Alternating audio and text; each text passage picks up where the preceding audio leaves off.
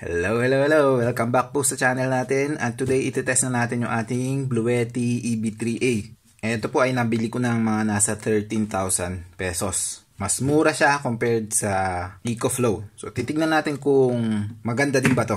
So yung mga features niya halos pareho din ng EcoFlow. Meron tayong LED light. Meron tayong dalawang 12 volts na output dito at isang cigarette lighter port. Dalawang USB Type A at wala siyang USB Type A na QC 3.0.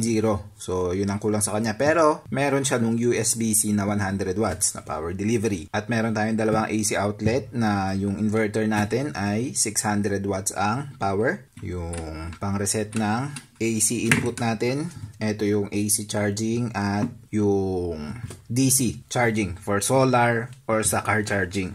Kapag binili nyo to, ang kasama niya lang ay yung etong mismong power station, yung AC charging cable at yung solar charging cable. MC4 yung connector at ganito yung connector niya papunta sa power station. Para i-turn on yung power station natin, meron tayong tatlong buttons dito. Para sa light, sa AC, at sa DC. Kapag press nyo ang kahit ano sa buttons na to, mag-turn on yung display. Long press nyo, mamatay ulit yung display. Tapos, kapag naka-on na yung display, saka nyo lang pwedeng i-turn on yung DC. Makikita nyo. Lapit natin. Ayan. Makikita nyo may DC na icon dito. Ayan. Or yung AC. Ayan. At yung light. Pag press nyo ulit yung light, tataas yung brightness, magbi-blink, at pag press nyo ulit, mamamatay na. Kung gusto nyo patayin ulit yung display at lahat, long press lang, mamamatay na lahat yan. Sa display natin, makikita natin yung input watts, capacity percentage, at yung kung ilang oras bago mamatay yung power station, at ito yung output. Makita rin natin kung anong frequency nakaset yung inverter natin. So, ngayon naka-default na agad siya sa 60 Hz. Mayroon din tayong makikitang eco dito. Ibig sabihin lang yan kapag mababa sa 10 watts yung load ng ating AC or 1 watt dito sa DC, ay mamamatay yung power station. Yun lang yung ginagawa niya para hindi malobat yung battery. Kasi kapag naka-on pa rin to kahit walang nakasaksak or may mahinang nakasaksak sa kanya, malulobat siya. Kung gusto nyo palitan yung frequency ng power station nyo, gusto nyo 50 Hz, at gusto nyo rin i-disable tong eco mode dito, ay ganito po ang pwede nyo gawin. Press nyo tong dalawang to, yung DC button tsaka AC ng sabay. Ayan, makikita nyo nagbi-blink na. So kung gusto nyo palitan ng 50 Hz, press nyo lang yung AC. Ayan, pupunta siya sa 50 Hz. At kung gusto nyo i-save, press nyo lang ulit ng sabay. Ayan, so 50 Hz na siya. So, ibalik natin sa 60 Hz. Press lang yung ito, AC button. Yung eco mode naman, ito, para ma-change yan or ma-disable yan, press nyo lang yung DC. Makita nyo, nawala na yung eco na icon. Enable lang muna natin for now. Tapos, press natin ng sabay. Ayan. Pag hindi na nagbi-blink dito, na-save na. So, itest na natin yung mga ports natin. Nakita na natin yung ilaw kanina. Unahin natin itong USB Type A natin. Ayan, mabagal lang talaga siya. Puro pula. So, mabagal lang to na USB charger. Try natin itong USB-C. So, ayan, 100 watts naman po siya. Ito. At supported niya QC 3.0, Samsung AFC, Huawei FCP, tsaka SCP. So, okay lang na wala siyang QC 3.0 na USB Type A dito kasi pwede mo naman gamitin tong Type C. Ayan, QC 3.0 din naman siya. At nakalimutan ko palang ipakita, may wireless charging siya. Ito. So, 15 watts yung output ng wireless charging niya. Yung wireless charging niya ay connected din dito sa DC. So, kapag nakapatay ito, hindi gagana yung wireless charging. Ayan, nag-charge siya. So, 15 watts ang maximum na charging niya. So, ipapatong nyo lang. So, ito isa sa advantage niya versus sa EcoFlow. Yung EcoFlow River natin, walang wireless charging. Ito meron. Test natin yung voltage ng ating 12 volts output. 10 amps yung maximum. 13.2 volts yung voltage niya. Ayan. Mukhang nakaparallel lang to. Malamang pati itong cigarette lighter port, nakaparallel lang din yan. Pero, test natin kung anong voltage. Ayan, 13.2 volts din. So, kung itatanong nyo kung para saan ba yung 12 volts na yan, 12 volts output ay para po yan sa mga devices na pwede ang 12 volts. Like yung modem natin, ayan, di ba may adapter yan na kasama? Hindi nyo na kailangan ng 220 volts na adapter niya. Kasi pwede nyo isaksak like eto, pwede nyo isaksak dyan, tapos diretso dito. Ganyan. So, ipapower niya na tong router nyo ng ganyan. So, para dyan po yung mga 12 volts output. Pwede ring ilaw. Pag may ilaw kayo, ayan. So, pwede nyong isaksak dito. At meron pa yung mga ibang devices natin, mga charging devices natin. Usually, yung mga pang sasakyan. Diba ganito ang connector? So, pwede nyong isaksak dito para magamit nyo. So, meron din mga DC 12 volts na fan. Pwede nyo ring isaksak dito. So, para dun po yung 12 volts sa output na yan. And then, itest natin tong inverter nya. Turn on natin. So, meron tayong 232 volts at ang frequency nakalagay naman na dyan, 60 Hz. O, ayan, 60 Hz. I-check natin kung totoong pure sine wave. Malamang totoong pure sine wave yan. Pero para lang makita nyo, ayan, titignan natin. Ayan, pure sine wave talaga. At ayun nga, 600 watts ang maximum na power na pwede nyong isaksak dito. Next, itry natin i-charge sa AC input. Ang sabi sa manual ay 268 watts daw to. Mas mataas ng konti sa EcoFlow na ang nakalagay sa manual ay 250 watts. Pero ang totoo, yung natest natin, 260 watts din. So, pareho lang din naman talaga sila. Try natin isaksak. Kung mag-on ba siya automatic gaya ng ating EcoFlow. O, automatic naman siya mag-on kapag sinaksak ko yung AC. Napapatay ba siya? Hindi namamatay kapag nakasaksak yung AC in niya, katulad ng EcoFlow din. At makikita natin 264 watts yung pumapasok sa kanya. So, okay naman. Mabilis. Ang battery capacity pala nito ay, ayan, 268 watt hours. So, mas konti siya ng 20 watt hours kaysa sa EcoFlow River natin. So, kung 268 watt hours to, at ang charging natin ay 268 watt hours, ibig sabihin, mapupuno niya tong power station natin from empty ng 1 oras. Halos pareho din sila ng EcoFlow River.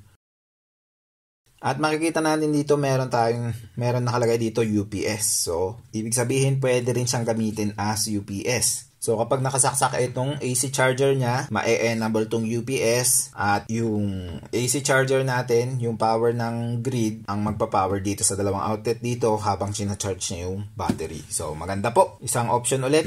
Kung gusto niyo ng power station na gamitin as UPS, ito pong Bluetti, pwede niyo pong gamitin as UPS. I-check natin kung ilang watts ba yung hinuhugot niya sa outlet natin kapag nag-charge. So, ayan, 287 watts yung hinuhugot niya sa grid at 264 watts yung pumupunta sa ating battery. So, mas efficient siya kaysa sa EcoFlow na tinest natin before na nasa 87% lang yung efficiency kapag nag-charge. Ito, nasa 92%. So, mas efficient tong Bluetti natin. At, ayan, maririnig nyo na, umandar na yung fan. Medyo maingay na siya. Now, try nating magsaksak ng load dito sa AC output niya para makita natin kung tataas ba yung load dito. Ibig sabihin ay gumagana siya as UPS talaga. Patay pa yung AC, so ito-turn on pa muna natin. Ayan, nakita nyo naging 342. So nadagdagan ng mga 50 watts kasi 50 watts yung sinaksak natin dito. Hindi nakalagay sa manual kung ilang milliseconds yung delay kapag nagki-kick in yung UPS niya, kapag namatay yung grid or kapag magsi-switch siya sa battery. Tignan natin kung kukurap ang ating ilaw dito. Papatayin ko yung AC charger. Merong konti. Babalik ko. So, meron din. Halos pareho lang sila ng EcoFlow. Well, gagawa tayo ng comparison video ng ating EcoFlow at ng ating Bluetti. Sa solar panel charging naman, maulan ngayon dahil may bagyo. So, pero alam nyo naman na yun. Ko-connect lang yung solar panel dito. Pero gagawin natin ng video, sige. Pero kapag maaraw na. Pero ganun lang naman siya. Isasaksak lang dito. Ko-connect yung solar panel dito. Ang max input voltage ay 28 volts DC. At yung max na current ay 8.5 amps. Yung max na power na solar panel nyo ay 200 watts dapat. So dalawang 100 watts na nakaparallel para a total of 200 watts ang pwede nyong gamitin dito. pwede ba siyang i-overload? I mean, pwede nyong kabitan ng mas maraming solar panel kahit na 200 watts lang yung maisasaksak. Itatry natin yan sa separate na video kasi maulan nga ngayon, hindi natin matatry. Next ay try na natin i-overload itong ating inverter na 600 watts daw. Try na muna natin yung charger. Try lang muna natin yung Dremel natin.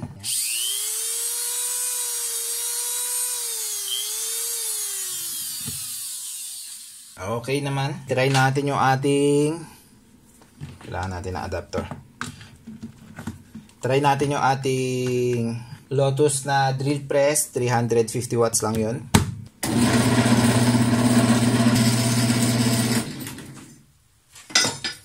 Kayang-kaya niya. Kahit nilalagyan ko pa ng load. Ngayon, itry na natin yung ating mga halogen bulb natin. Ito ay nasa 500 to 400 watts. Ganyan. Ayan, liwanag. Ayan, may pangharang na ako. Ayan, makikita natin. Ayan, halos 493 watts. Halos 500 watts na. At kapag ganyan ang load, 82% yung capacity natin. Maglalasang daw siya ng mga nasa less than 30 minutes. At itry pa natin i-overload. Dagdagan natin ng mga na 200 watts, 500. So mga nasa 600 watts na yun kapag dinagdagan natin ng 200 watts na load na ating Lotus drill press. Tignan natin kung mag-error na siya. Namatay. Ayan, nagbi-blink yung AC. Check ko lang yung manual kung ano ba ang sabi kapag na-overload, kung anong lilitaw. Walang nakalagay kung ano yun, pero malamang ay na-overload nga. Ayan, so i-press lang ulit yung AC para mamatay siya. At pag tinurn on siguro natin, ay ayan, okay na ulit. So, meron naman siyang overload protection. Malamang kapag 600 watts lang ang load niya, ay kayang-kaya niya yan. Try natin. Ayan, makikita nyo 590 watts. Almost 600 watts na. So, ang nakasaksak sa atin yung 500 watts na halogen bulb, LED light na 50 watts, at charger na nasa 50 watts din. So, ayan, pina-under ko na ng a few minutes at kayang-kaya niya naman. Malamang ay legit naman na 600 watts talaga yan kasi Bluetti naman. Kilalang brand naman yan. Next ay capacity test na natin. So, i-charge muna natin siya. And then, iti-test na natin kung gaano kalapit yung makukuha natin capacity sa claimed capacity nila. So, sige po. Babalik tayo kapag puno na. Ayan, fully charged na po. So, isasaksak lang natin yung power meter natin dito sa AC outlet. At yung 50 watts na LED light natin. At makikita natin kung ilang watts yung mahuhugot natin sa power station. Tingnan natin kung ilang oras daw siya magtatagal. Ang sabi dito 4.3 hours at yung wattage natin 56 watts yung lumalabas. So babalik tayo in 3 hours para makita natin kung accurate ba to. Dapat pagbalik natin after 3 hours meron pa tayong 1.5 oras. So ayan, nalimutan ko bumalik after 3 hours. So tingnan na lang natin yung results. Ayan, so mga nasa 210 watt hours at nagtagal siya ng 246 minutes which is more than 4 hours. So, close naman siya dun sa estimated na total na runtime niya. At yun nga, mataas yung nakuha natin capacity. 268 watt hours yung claimed na capacity. 210 watt hours yung nakuha natin. So, i-charge ulit natin at dito naman tayo magte-test na susunod. Ayan, puno na. Ang ganda talaga kasi ang bilis mapuno. Isang oras lang puno na agad. So, iti-test na natin dito naman sa DC output. Gagamitin natin yung ating ZKE Tech battery tester. Sasaksak na natin siya dito. Ayan, nadidetect niya na 13.35 volts. Itong battery tester natin ay nakakonect sa computer at pwede nating iset yung discharge current natin at yung cutoff voltage. So, isiset natin yung discharge current natin sa 5 amps. Para malapit sa 50 watts na ginawa din natin dito sa AC testing. Tapos cut-off voltage natin, 5 volts. I'm sure may regulator naman tong DC output niya. So, kahit mababa ang ilagay natin na cut-off voltage natin, hindi natin dapat ma-reach ang 5 volts kasi mag-stay lang to sa 13.3 volts hanggang sa mamatay itong power station. Tapos, start na natin.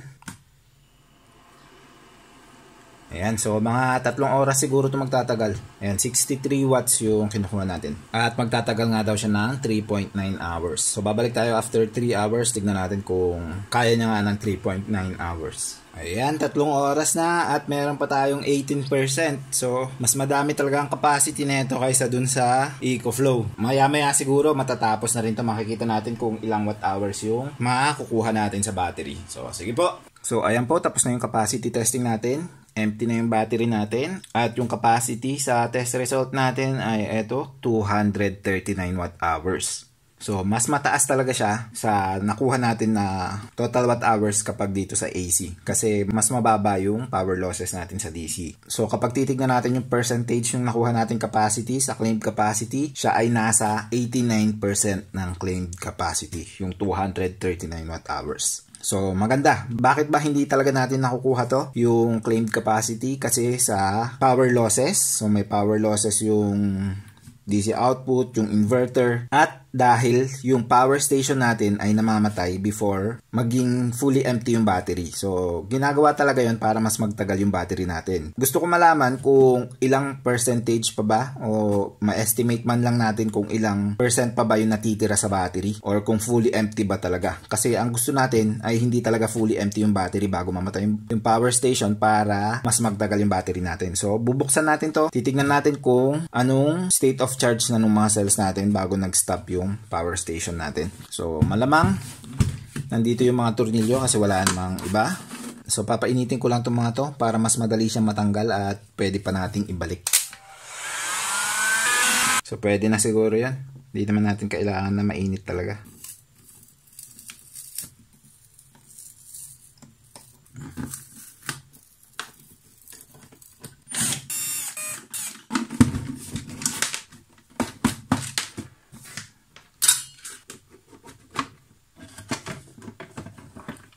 So, yung mga connections, naka-glue siya. Kasi kung portable to, so ibabiyahe mo, nilalagyan nila ng glue para hindi basta-basta matatanggal kapag nagva-vibrate. Ayan. Yan yung wireless charging niya. Malamang, ito yung main battery connector niya. Kasi makapal. So, tanggalin natin. Tanggalin lahat natin yung mga connectors para matanggal natin itong 600 watt inverter niya at makita natin yung battery. May naka-zip tie dito. Tanggalin natin. Fan. Ito yung connector sa AC output. Mukhang ito sa AC input. Sana maalala ko pa kung saan pupunta itong mga to. Connector ng display. Ayan. At mukhang pwede na natin tanggalin yung inverter.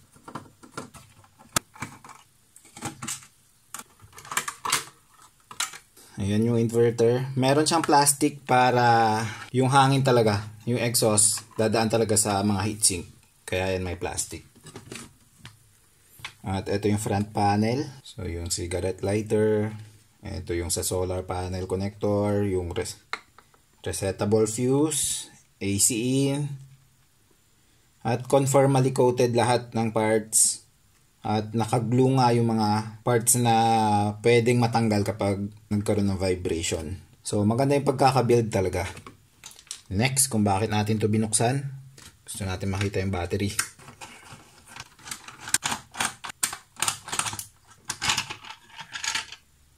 So ito yung mga cells natin. 32650s na 6000 mAh ang isa.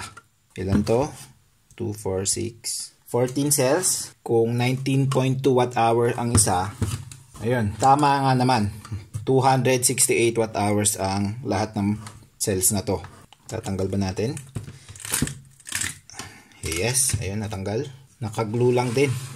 So, ito yung BMS natin na 7S. Kaya 14 cells to, kasi dalawa yung nakaparallel at nakaseries ng 7. I-check natin yung voltage ng battery pack. So, 20.8 volts. At kung 7S to, i-divide natin ng 7 yung 20.8 volts. Nasa 2.9 volts yung each cell. So, medyo mababa na. Check lang natin. Ayan, 2.9 nga.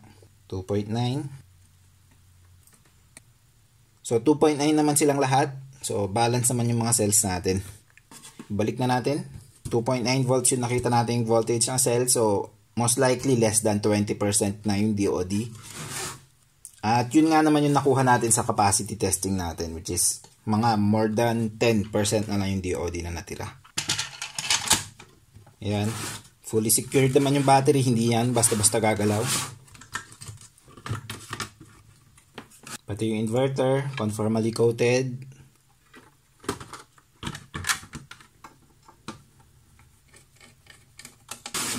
So yung inverter natin, ganito nag-work mula sa battery.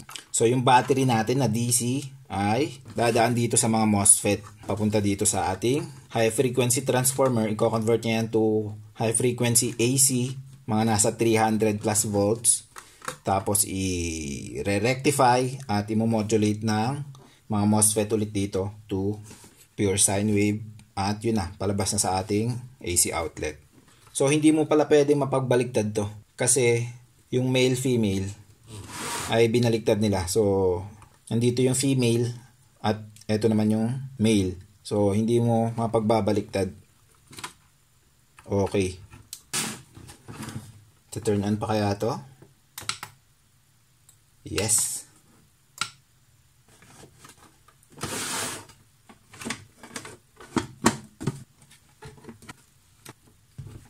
Tingnan natin kung nag-charge pa. Habang nag-charge, check natin kung ano yung pwede natin magawa dun sa app ng Bluetti. Ito. Step 1, turn on Bluetooth daw. Connect to our Wi-Fi. Set up Bluetti device. Get started. Mag-offline mode na lang muna tayo para hindi na tayo magse-set up ng account. At ayun, makita na natin agad. Ganun kadali. So makikita kung ilang watts yung nanggagaling sa grid. Magkakaroon ng kulay kapag naka-enable yung mga... Ayan, kita nyo? Enable natin yung AC. Ayan, nagkakulay. Ayun. So kapag may nakasaksak na PV, lalabas din doon. So kahit nagcha-charge yan, pwede natin gamitin. Oh. Habang sina-charge yung battery, pwede ka namang mag-charge din. Sa settings, tignan natin yung settings, anong nagagawa. So yung eco, pwede mo palang i-control dito. Pinakita ko sa inyo yung dito, pwede nyong iset yung eco mode. At yung kung gaano katagal maghihintay bago siya mamatay kapag bumaba yung load. May LED light, pwede mo i-control yung LED light dito. Ayun. Sa charging mode, tingnan natin kung ano meron dyan. May standard, turbo at silent. Tingnan natin yung silent. Kapag naka-silent, ayan, nasa 100 watts lang yung charging niya. Kapag standard, yun yung na-try na natin, nasa 260 watts. Ayan, 264. Kapag turbo, so kaya niya hanggang 350 watt max. At nakalagay dito yung note, hindi recommended na gamitin to lagi. So, kasi mas mabilis magde-degrade yung battery nyo kapag in-enable nyo yan. Pero tignan lang natin kapag sinet natin yan, anong mangyayari. Ayun, 320 watts na. Though hindi tayo umabot ng 350. Pero mabilis na yan. Okay Balik natin para mas magtagal yung battery natin. Sa silent lang natin para mas gusto kong slow charging lang yung mga batteries ko. Kasi mas magtatagal yan. At etong powerlifting. Anong nangyayari sa powerlifting? Oh, so parang katumbas siya ng extreme ng EcoFlow. If maalala nyo, di ba, nung sa EcoFlow, sinaksak natin yung ating halogen bulb at yung ating drill press na nasa 700 watts ang total. Kayang-kaya siya ng EcoFlow kasi meron siya nung extreme na mode. Na ang ginagawa ay binababaan yung voltage para hindi lumampas sa 600 watts. So meron din pala to. At ang tawag nila ay powerlifting. So itatry natin yun kasi nung trinay natin na ilagay yung 700 watts dito at yun, nag-overload yung inverter. Nakita nyo, nagbiblink yung AC at namatay. So, itry lang natin yung powerlifting mode niya. Ang gagawin natin ay sasaksakan lang natin ng 700 watts na load. Titingnan natin kung mag-stay below 600 watts yung output niya. Double check natin kung naka-enable. Ayan, enable natin. Okay. Ayan. Meron na tayong 493 watts. Turn on ko yung drill press para umabot tayo ng 700 watts. Ayun.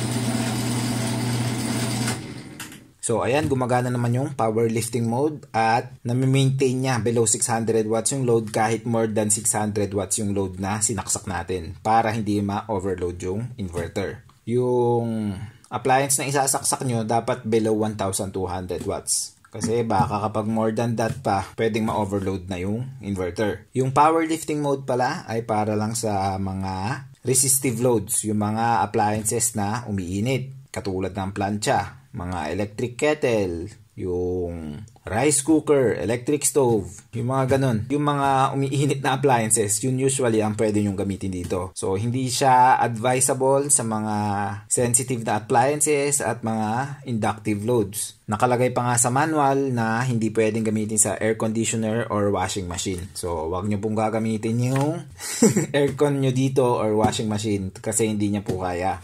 So, ano pa ba ang pwede nating isaksak dito sa ating Bluetti power station?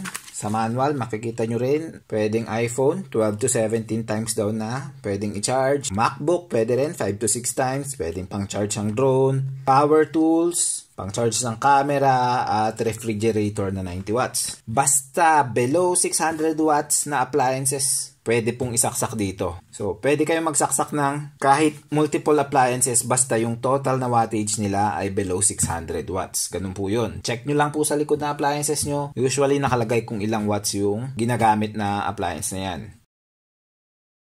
At kung ang tanong nyo ay kung gaano katagal siya maglalas, pag alam nyo na yung total wattage ng isasaksak nyo, i-divide nyo lang po yun dun sa nakuha nating watt hours nung nag-test tayo ng capacity, which is 210 watt hours. So for example, ang load nyo ay 10 watts lang, i-divide nyo lang po 210 watt hours divided by 10. So mga nasa 21 hours yan. So estimate lang po yun kasi may power losses pa rin kung minsan na nagbabago depende sa load. Meron din namang nakalagay dito na kung gaano katagal siya maglalas, medyo accurate din naman. So ayun po. Ito po ang Bluetti EB3A natin. Napakaganda. At lahat naman ng tinest natin ay pumasa naman para sa akin. So, gagawan pa natin ng separate na video yung pag-test natin sa solar panel dito. Iti-test natin kung ilang watts ang pwede nating ilagay at kung pwede bang i-overload.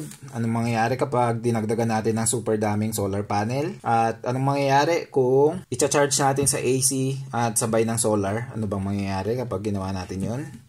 So, yun po. Abangan nyo po yun sa future video natin. Gagawan din natin ang comparison to. Itong Bluetti EB3A natin at yung EcoFlow. Sa nakita natin ngayon ay para sa akin pasado yung power station na to. Mas mataas pa yung nakuha natin capacity niya kaysa sa EcoFlow natin. So, mas okay talaga. At mas mura pa siya kaysa sa EcoFlow. So, okay na okay para sa akin. So, kung may nakalimutan pa po akong itest at may katanungan kayo, leave lang po kayo ng comment below. And don't forget to like and subscribe.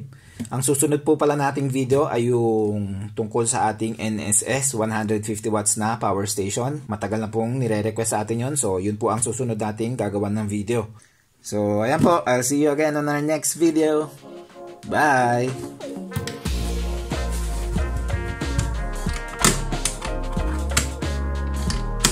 Mas gusto ko pa pala to kaysa sa EcoFlow. Kasi na-fold lang yung handle. Unlike sa EcoFlow, naka-protrude lang lagi yung hawakan.